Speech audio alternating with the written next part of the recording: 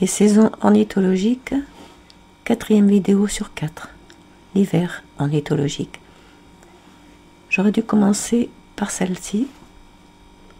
C'est ce que préconisent les ornithologues chevronnés lorsqu'ils donnent des conseils aux débutants pour observer les oiseaux.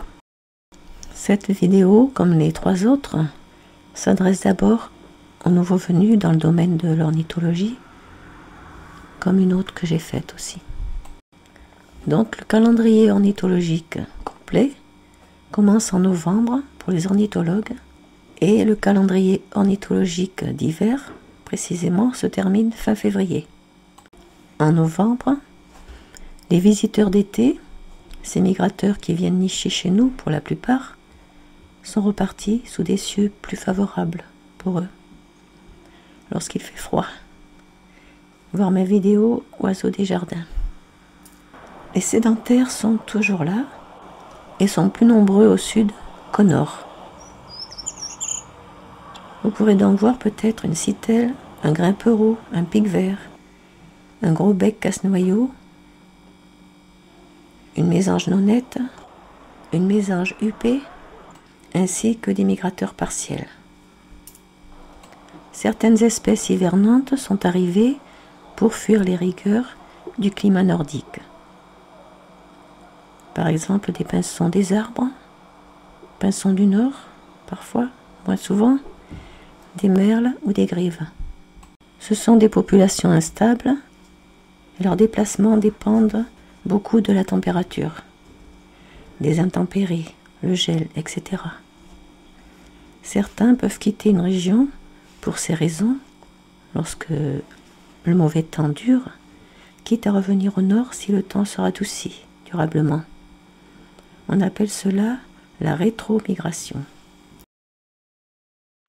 Même dans les régions montagneuses, par exemple, la plupart des oiseaux se réfugient dans les vallées lorsqu'il fait froid. L'avantage de l'hiver est que les oiseaux se rapprochent des habitations pour pouvoir se nourrir.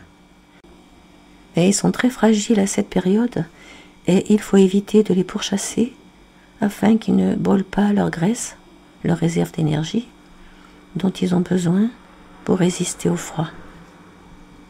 Le deuxième avantage de l'hiver est que on peut apercevoir plus facilement les oiseaux dans les arbres ou les arbustes sans feuilles. L'inconvénient, c'est que les oiseaux ne chantent plus, ou rarement, à part le rouge-gorge. J'ai souvent filmé un chant de rouge-gorge en hiver, mais c'est l'oiseau réputé chanter presque toute l'année. Donc ce n'est pas très étonnant. Il faudra donc se fier à la vue, surtout en hiver, même si on peut entendre quelques cris assez rares.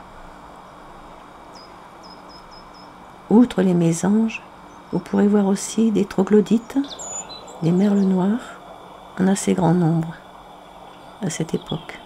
Le livre qui m'a permis de faire cette vidéo est toujours le même.